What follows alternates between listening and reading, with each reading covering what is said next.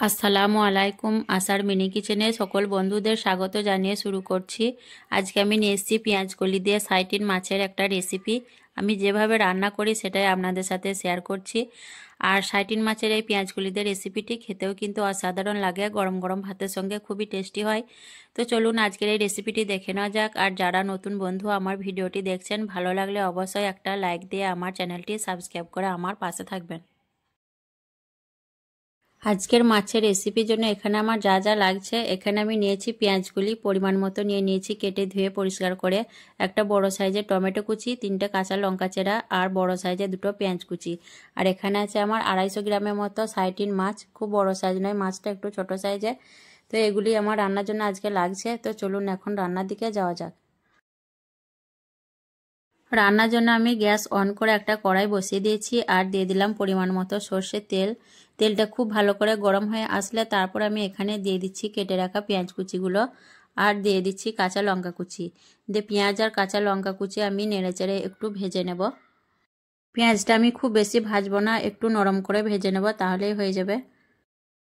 পেঁয়াজ আর লঙ্কা দেখুন একটু নরম করে ভেজে নিয়েছি। তারপর এখানে আমি দিয়ে দিলাম কেটে রাখা টমেটোগুলো। তা আবারও আমি নেড়েচেড়ে টমেটো আর পেঁয়াজ একটু ভেজে নেব, যাতে টমেটোটা একটু নরম হয়ে যায়। টমেটো আর পেঁয়াজ একটু নরম করে ভেজে নেওয়ার পর এখন দিয়ে দিলাম কেটে রাখা পেঁয়াজকলিগুলো দেওয়ার পর আবারও আমি নেড়েচেড়ে ভেজে নেব। প্রায় 2 মিনিটের মতো পেঁয়াজকলিটা ভেজে নেব। পেঁয়াজকলিটা 2 মিনিটের মতো ভেজে নেওয়ার পর এখানে আমি দিয়ে দিচ্ছি 1 চামচ নুন, হাফ চামচের থেকে একটু কম হলুদের গুঁড়ো, হাফ চামচ লঙ্কার গুঁড়ো, ঝালটা নিজেদের পছন্দ অনুযায়ী দিবেন। আর দিয়ে দিচ্ছি হাফ চামচ থেকেও কম ধনে গুঁড়ো আর খুব অল্প পরিমাণে জিরের গুঁড়ো। তো আমি আবারও নেড়েচেড়ে খুব ভালো করে মশলাটা কষিয়ে নেব। আর খুব বেশি মশলা আমি ব্যবহার করব না, তাহলে কিন্তু কাঁচা মাছ রান্নায় খেতে ভালো লাগবে না।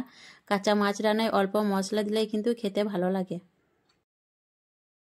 মশলাটা দেখুন আমি খুব ভালোভাবে কষিয়ে নিয়েছি, মশলা থেকে তেলটাও ছেড়ে দিয়েছে। এখন আমি এর মধ্যে দিয়ে দিচ্ছি ঝোলের জন্য 1 কাপ পানি।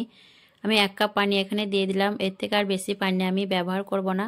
পানি দেওয়ার পর দিয়ে আমি আবারও নেড়েচেড়ে খুব ভালো করে ঝোলটা মিশিয়ে নেব। ঝোলটা নেড়েচেড়ে মিশানোর পর এখন আমি একে একে মাছগুলো দিয়ে দিচ্ছি। মাছগুলো দেওয়ার পর আবারও আমি নেড়েচেড়ে মাছগুলো একটু ঝোলের সঙ্গে ডুবিয়ে দেব। ভালো করে মাছগুলো ঝোলের সঙ্গে মিশিয়ে নেওয়ার পর এখন আমি ঢাকনা ঢেকে দিয়ে 5 মিনিটের মতো হাই ফ্লেমে রান্না করে নেব। তারপর আবারও আমি লো ফ্লেমে 3 মিনিটের মতো ঢাকনা ছাড়া রান্না করে নেব। মোট 8 মিনিট রান্না করার পর আমি ফিরে এলাম। আর 5 মিনিট আমি হাই ফ্লেমে রান্না করেছিলাম, তারপর 3 মিনিট ঢাকনা ছাড়া লো ফ্লেমে রান্না করেছিলাম। আর এখন তরকারিটা থেকে দেখুন তেলটাও ছেড়ে দিয়েছে আর মাছ রান্নার কালারটাও অনেক সুন্দর হয়েছে। আর মাছ রান্নাটা দেখুন আমার কমপ্লিট হয়ে গেছে আর অনেকটাও লোভনীয় হয়েছে দেখতে মাছের রান্নাটা। এইভাবে এই মাছটা রান্না করলে খেতে কিন্তু অনেক টেস্টি হয়, গরম গরম ভাতের সঙ্গে খেতে খুবই ভালো লাগে। আপনারাও চাইলে এইভাবে যদি না রান্না করে খেয়ে থাকেন, এইভাবে একবার অবশ্যই রান্না করে খেয়ে দেখবেন, খুবই টেস্টি হয় মাছের এই রেসিপিটি। আর গরম গরম ভাতের সাথে কিন্তু খেতে দুর্দান্ত লাগে। আর মাছ রান্নাটা কিন্তু আমার কমপ্লিট হয়ে গেছে আর আমি রান্না করব না। এখন আমি গ্যাসের চুলাটা অফ করে দিয়ে মাছটা নামিয়ে নেব, তারপর আপনাদের পরিবেশন করে দেখিয়ে দেব। আজকের এই পেঁয়াজকলি দিয়ে সাইটিন মাছের রেসিপি কেমন লেগেছে অবশ্যই কমেন্টে জানাবেন। ভালো লাগলে লাইক করবেন, শেয়ার করবেন আর আমার চ্যানেলটি সাবস্ক্রাইব করে আমার পাশে থাকবেন। আসবো আবারও অন্য কোনো রেসিপি নিয়ে। সকলে ভালো থাকবেন, সুস্থ থাকবেন। আল্লাহ হাফেজ।